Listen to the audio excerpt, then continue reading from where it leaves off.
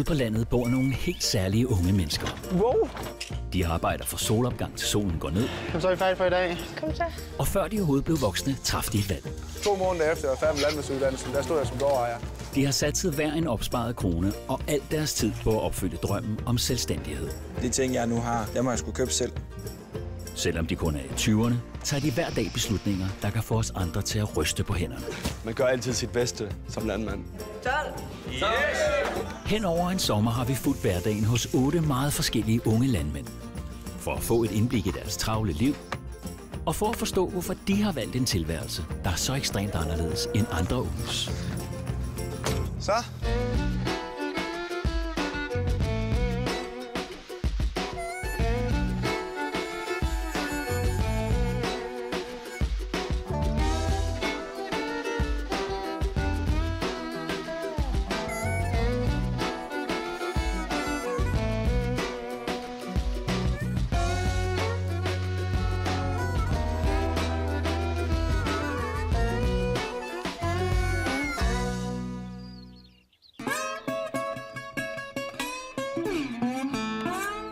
Sæt dig nu ned og få en kop kaffe. Lige faldt til ro lige i øjeblikket. Ja, ja. Er du glad for de nye knive der?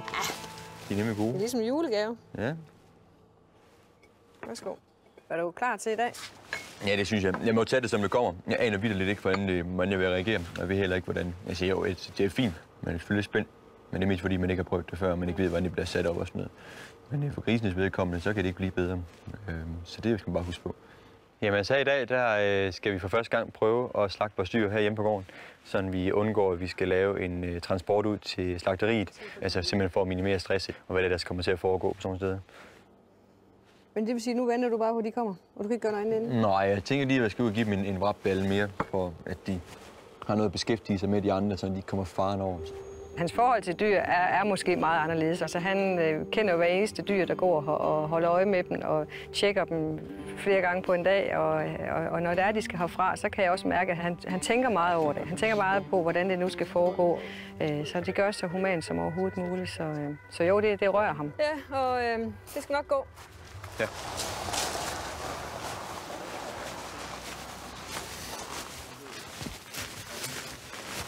Goddag, Vagn. Goddag. Ja. Velkommen til. Ja, tak. Jamen, det er jo sådan, de ser ud. Ja, nå, her er hele dyreholdet. Ja, det er præcis. Ja. Der er nogle regler forbundet med at skulle lave de her slagtninger hjemme. Dyrlægen skal komme og lave et foregående tjek på, at dyret det er sundt og rask og kan bruges til menneskelig konsum og kan spises af os mennesker. Ja, men de ser friske og rørige ud. Ja. Men der skulle vel ikke være så meget fedt på dem, når de er. Nej, det er som også fordi, ja, men også, ja, lige præcis, men også fordi, at deres, det er så tidligt nok, det kan nok ikke blive koldt, til de ligger spæk. Ja, nej. Giver dem lidt æbler også, og lidt grøntsager. Det er grøntsagsrester, økologiske grøntsagsrester, vores egen, og får lidt fuldfoder ved siden af. Og det er også den måde, jeg vil fange dem ind på, når de så skal slagtes, de to. Ja. Man kan sige, at de har krøl på halen. Ja. Der er ikke noget der. Nej. Grunden til, at det er så vigtigt for mig, at de kan blive af det her på gården, det er, at når vi giver dem et godt liv og sørger for, at velfærden er helt i top, så er det også vigtigt, at man ikke forspilder det hele ved at skulle ud og køre en tur. Jeg ved godt, vi ikke er særlig langt til vores slagtehus, men under alle omstændigheder, så er nye omgivelser og noget blodlugt og andre dyr, der vil være der og sådan nogle ting, det vil under alle omstændigheder stresse dyrene i en grad, som er svært at sige, hvor meget, men det går i hvert fald ud over deres velfærd. Men det vil sige, at alt det er ok, og det er, som det skal være? Det virker, som det skal være. Hvis du med god samvittighed kan køre videre, så når Lars kommer, så kan vi få det håndteret med de 2 ris, vi vælger ud af dem her, du har kigget på. Ja, det kan fint lade sig gøre. Det er i orden for i dag. Godt nok, super. Jamen, så følger jeg dig op.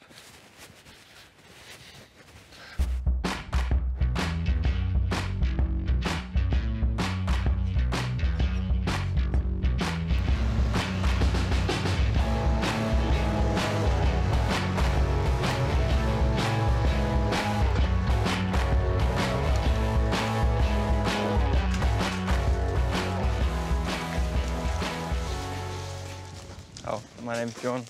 Nice to meet you.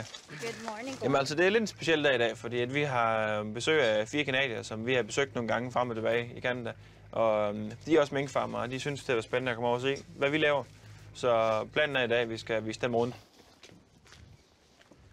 Those boxes here has got the European standard measure. Yeah. That's how all the boxes is supposed to be now. It must be, I think, 18 inches high, where the old ones was only 17. 2 mink in each cage. That's the best system. Jeg har det sgu rigtig godt med at stille mig op og vise gården, altså, fordi jeg er jo stolt af, hvad fanden vi laver. Altså, jeg synes, det er lidt det hele handler om, det er, at når man får folk ind, så gemmer man ikke nogen områder af farmen, at man bare kan komme og sige, se det hele, der er ikke noget at komme efter. You put this plastic on here because of the wind and everything, but when you put this straw on, this is fun, so they just pull it away, so yeah. Nogle gange bliver man ikke set vældigt, altså folk de har ondt i røven over, man er minkavler, fordi at det er synd for dyrene, og det er dyreplageri, og vi behandler ikke dyrene ordentligt, og det er bare, jeg skulle ikke sige, at man bliver sur, eller man bliver irriteret eller ked af, men man bliver bare gnaven over det. I haven't worked on the farm my whole life. I've worked ever since I could work, of course, but my dad said that I'm not allowed to come back and work on the farm before I've been out doing stuff. So I've been living in Canada, I'm living in Australia, and living here and there. Oh, he's a very likable fellow, and we get along very well. And he's very knowledgeable. He's involved in many boards with the mink business. He's on track. He's doing a good job of what he's doing. And So I hope that you've enjoyed to see what you've seen here.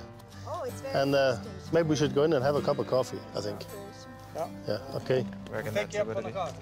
Yeah, okay. Yeah. Hej. Hej så. Vi har opvist de der kanadier rundt om mig og far. Ja. Du ser, hvordan farmen hænger sammen. Gik det? Det gik fint. Det er ikke noget problem. Og så snakker vi om lidt her, hvad vi gør her i morgen. Og så... Ja, hvornår skal vi ind i stedet i morgen? Det skal vi klokken 8, tror jeg, tror jeg, vi flyver. I morgen, der skal vi en smut til København, og der skal vi over og besøge Copenhagen Fur.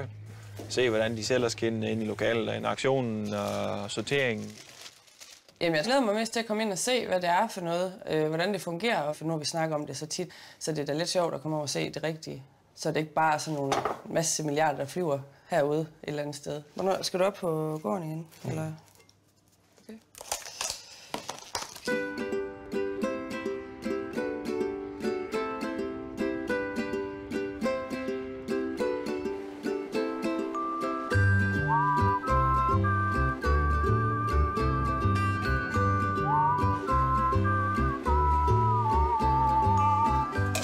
Skal du med ud til far? Du kører traktor? Ja. Det er det nemlig. Høsten, det er en travl måned, hvor jeg samtidig med at lave mit daglige kontorarbejde også skal sørge for at lave en masse mad til de her sultne høstfolk.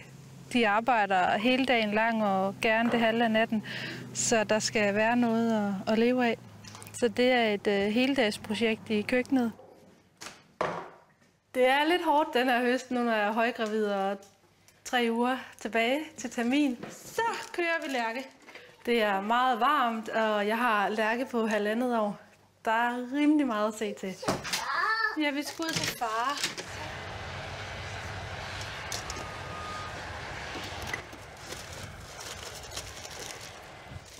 Hej. Nu er I ikke kørt i stykker, vel?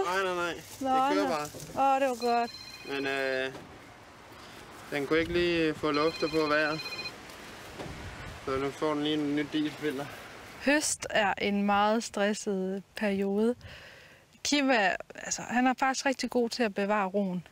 Selvom vi høster, så er der stadig det daglige arbejde og mange udfordringer, der opstår i løbet af dagen. Det synes jeg, han er faktisk rigtig god til at have overblikket over det. Så er der kage. Skal han allerede i gang med at have her? Ja. Det er effektivt i dag, synes jeg. Det er dejligt at se. Ej, fuld af støv. Ja, du skulle holde nedvends. Dernede. Alt støvet, det kommer lige her. Kunne du ikke lige give mig instrukser i det, når jeg kommer? Jo. Ja. Jeg havde lige armene beskæftiget.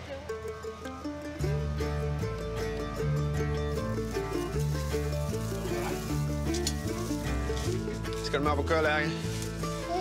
Ja. Kør mig i tasker, ikke også? Skal vi have våger med os?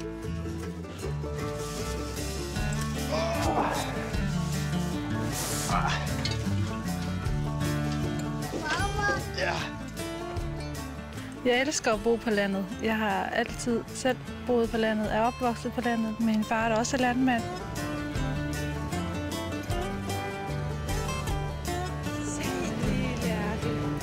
Jeg er en rigtig farmerdatter. Og en farmerdatter skal jo selvfølgelig også have en landmand. Så jeg er bevidst gået efter en landmand.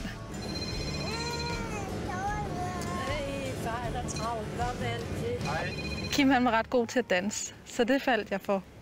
Og så synes jeg bare, at det var meget tiltrækkende. Han har sådan et stort ansvar, og han var meget bevidst om, hvad hans plan var.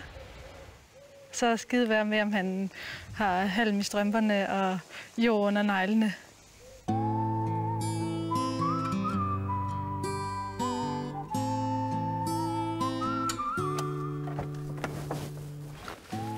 Hej, Lars. Hej. Hvor skal vi til?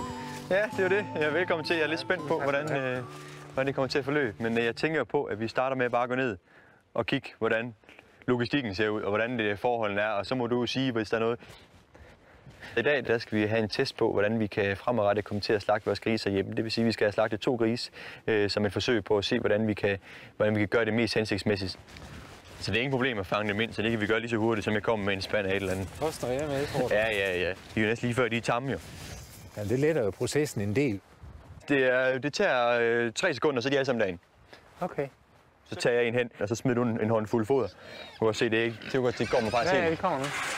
Så der skal ikke meget til. De har lurer, der de... Vi laver sådan en lille indhegning her. Ja, jeg kunne forestille, at vi kan lave en gang ud. Vi kan også vælge at lave en plads ud, vi er i. Ja. Og jeg kan tage lidt halm ned, så der ikke bliver så blævret. Det tror jeg, vi skal gøre. Skal jeg ikke gøre det med lidt... Jo, med halm i hvert fald. Vi prøver. Ja. Da jeg hørte, at man ønskede det for dyrenes velfærd, kan man sige, og få dem aflivet ude på marken, så det vil jeg selvfølgelig gerne, ikke? Fordi jeg kan også godt se meningen med, at man gør det. Og kan det gøres på en fornuftig måde, at dyrene i hvert fald ikke mærker noget som helst på den her måde, jamen, så er det jo et fint alternativ, ikke også til det traditionelle.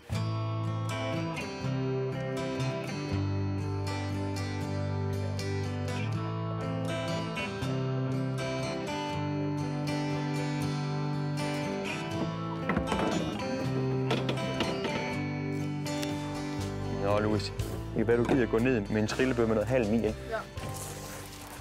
Og ham, der lige kom der, det er min mellemste lillebror. Vi er 4, så der er aldrig nogen, der er helt imellem. Men han er den mindste af mine lillebrødre. Lukas hedder han, og han er 14 år, og han skal med ned og se det. Det vil han gerne. Han har været med ud og hjælpe med at pakke kød, og har set den der mærkelige transformation fra et levende dyr til et dødt dyr. Så det synes jeg, det er rigtig fedt, at han tør at gøre det. Hey, grise!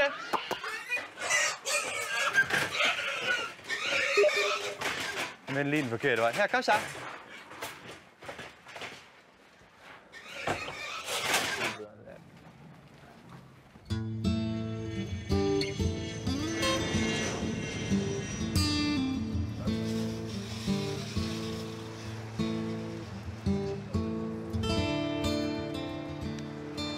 Så venter bare her.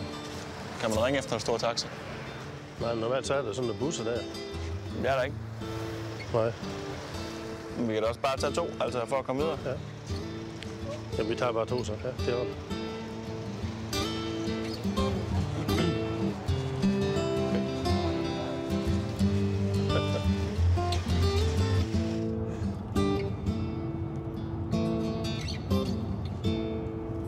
Hvor mange har vi egentlig taget med? Vi har 2800. Er det de sidste her? Ja, det er så rent bord. Og så skulle der være en chance for at komme med dem. Ja, det regner også med.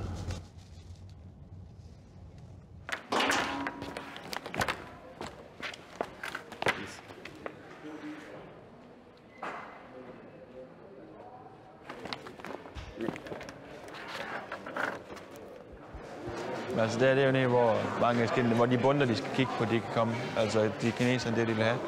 Altså du kan se her. Det er lot nummer 50.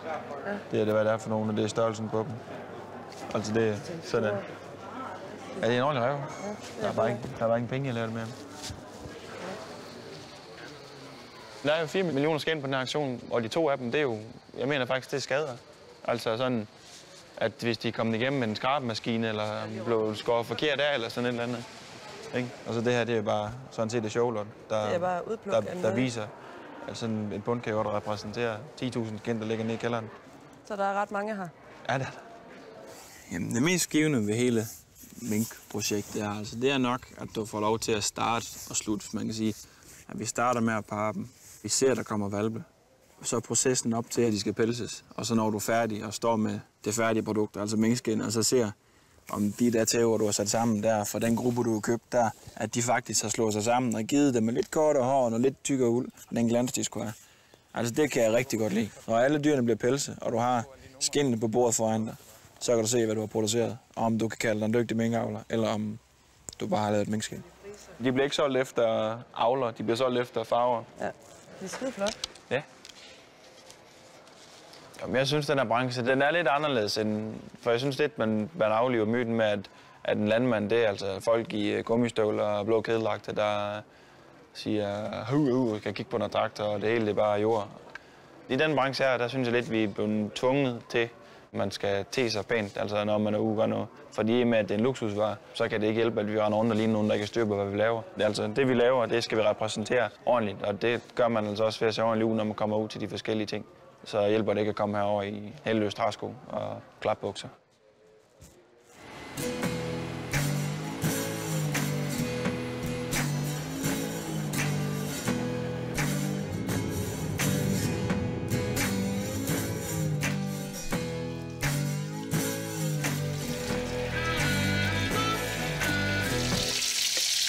Lærke, hun er meget farglad, så hun lige snart hun ser Kim, så vil hun bare med ham ud og køre traktor, og det skal hun bare have lov til. Så har de lidt tid sammen. Det er fint, fordi så kan jeg lige få tid til at lave det her.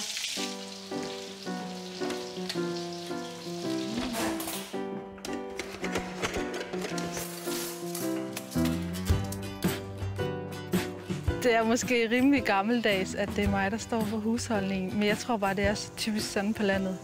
Altså, det er Kim, der styrer dyr, marker, alt det der. Så sørger jeg for, at der er styr på hjemmet.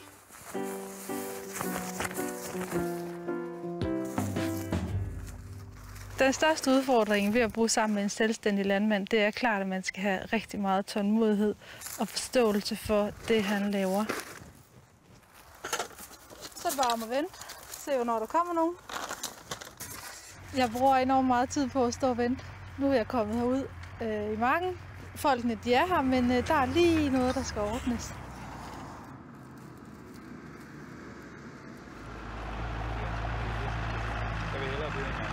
Værsgo. Sid ned. Der er drikkevarer derovre. Og der har vi jo min lille skat. Hej! Er du ikke træt? Nå? Oprutte. Så er der spinatlasagne. Frikadeller. Det er altid rart, at vi ikke skal have madpakker med til hele dagen. At der kommer lidt varm mad ud om aftenen. Og det gør det tingene lidt mere hyggeligt. Så det kan jo godt være ret stressende en gang imellem. Så det er godt med en lille drøs hygge, sådan, og kan sidde her sådan en sommeraften og så spise ude. Vi har rigtig hygget os. Nå, drukket saftevand. Ja, jeg har drukket en kvart liter saftevand. Godt, skat.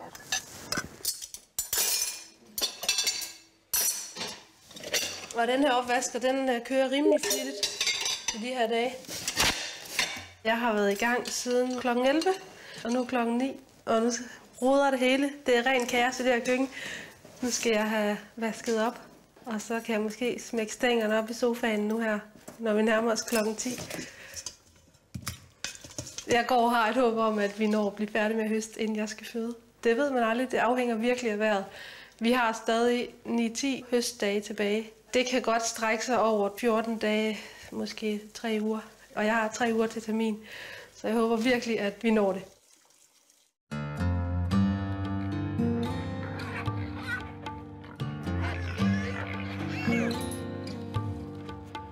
Godt. Vi prøver. Er du sikker på, at den ikke løber den vej der? Den husker at standse der, hvor den skal. Ja, det... Prøver, og så kan vi lave om på det. Ja, hvis der er en, så må vi prøve om igen. Det, der skal ske i dag, det er selvfølgelig lidt specielt, fordi det foregår på en ny måde, og man kan altså ikke skjule sig, fordi jeg skal selv være med til at få dem frem til slagteren. Det er ikke mig, der skal aflive dem, men jeg er et klodshold fra dem. Så det er klart, det kan det være, det bringer nogle følelser frem, når man står så meget i det. Ja, man skal lige finde ud af dig. Ja, nu skal jeg ind. Prøv at kaste et foder ind lidt foran, så tror jeg, hun fatter, at der er mad. Jeg lukker lige af her. Så.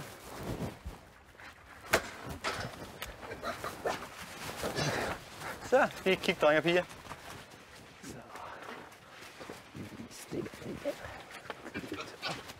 Prøv at se, Lukas, de reagerer slet ikke på det herinde. Ja, det var godt.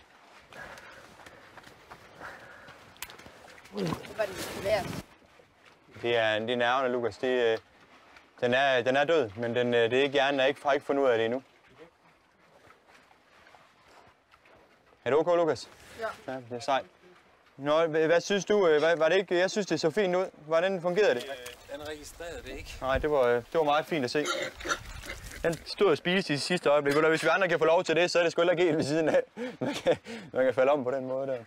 Man har jo en følelse for de dyr, man vil gerne sørge for, at de har haft det ordentligt. Og så er det også mærkeligt at skulle sige farvel til dem i sidste ende. Men det er nu engang deres formål, så det kan man godt retfærdiggøre for sig selv, hvis jeg gør det på den her måde. Og vi skal have lidt foder ind der, sådan at de... Gerne dig. Kom så. Det er dig.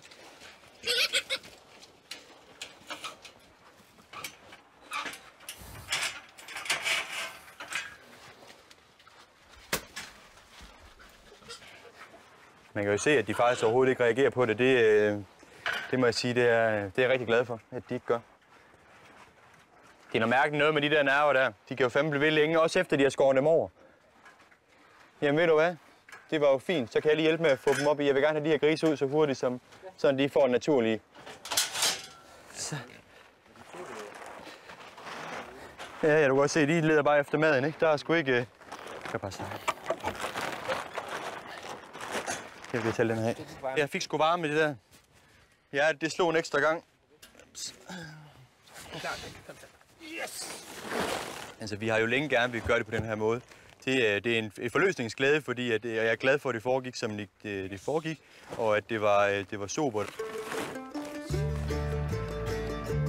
Så fik vi sendt Lars afsted. Han skal ud på slagthuset og gøre dem færdige. Vi skal over i gårdbutikken, hvor vi har nogle grise liggende, som vi skal have gjort helt færdige, fordi vi har en bestilling ind til Aarhus Fødevarefællesskab. Så skal vi bare have nogle mærker på det hele. Alt det er færdigt. De her skal lige have en hakket fars mere, fordi de er for små. I sidste ende så er det altså forbrugeren, der afgør, om de vil give den ekstra pris. Fordi at det koster flere penge at gøre det på den her måde. Jeg mener så, at de penge giver rigtig godt ud, så hvis jeg skulle betale en 5 mere per kilo kød, jeg køber, så vil jeg rigtig gerne betale det personligt, hvis jeg vidste, at dyrene var blevet aflivet på den her måde. Super. Jamen, du begynder at gå ud med det, der er dem her i. 10 år frem i fremtiden, der er vi større, end vi er i dag. Det er stadigvæk fra bonde til kunde, eller i hvert fald uden fordyrende mellemled. Det er vigtigt, at den del bliver holdt i hævd. Vi kommer ikke til at stagnere. Der findes ikke nulvækst. Der er enten vækst, eller så er der tilbagegang. Om det så er vækst i antal hektar, eller det er vækst i idéer, det er nok måske det sidste, jeg hælder til. Godt, vi kører.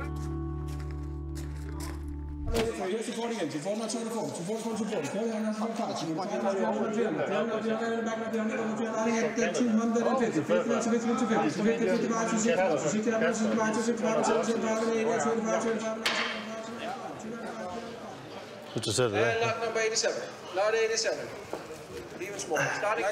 Nå, nu skal vi se. I 90, 220. Lot number 93, getting big again here. Lot number 93, starting at 350, 50 up here, 50 up 50. Let's start at 50. Let's start 10, 20. Or 20 number 20 is last one. Last one, 20 number 20. Ævlen kommer af med mig. Ja, det går bare hurtigt. Det er sgu altid sjovt, altså. Det er altid virkelig at komme derind, og de står og snakker, man kan ikke rigtig følge med, altså. Det er svært at forholde sig til, at man kommer ind, at det faktisk er penge, der skal ind i snakke om. Det er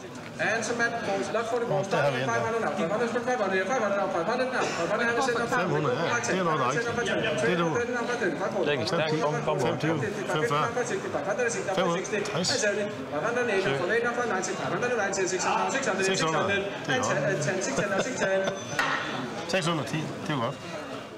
Ja, det er bedre end de 50. Det er uafskilligt. Okay,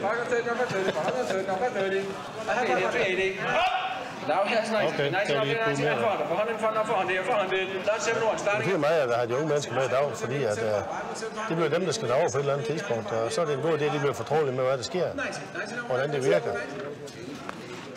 Altså, hvis jeg kigger ud i fremtiden, så ser jeg, hvad der skal ske næst, så vil det jo nok være, at jeg så småt begynder at købe mig noget mere ind i gården. Altså, jeg har 20% dyrene derude nu. Begynder stille og roligt at købe nogle flere, og komme ind i juletræerne også. Og når de gamle, de synes, det er ved at være træls at være heroppe, så flytter jeg nok herop. Og så ender det jo nok med, at mig og far vil lave et skifte på et tidspunkt, at jeg køber det her. Men altså, lige nu er det næst bare, at jeg skal stille og roligt blive dygtigere minkavler og se, hvordan overledes det kommer til at gå. Om priserne stiger, altså om de falder. Det kan også være næste år, at minkene de ikke er en skid værd. Og der er jeg indstillet sådan, jeg elsker at arbejde med mink, men jeg synes ikke, det er sjovt at arbejde med en underskudsforretning. Altså, så lukker vi bare lortet.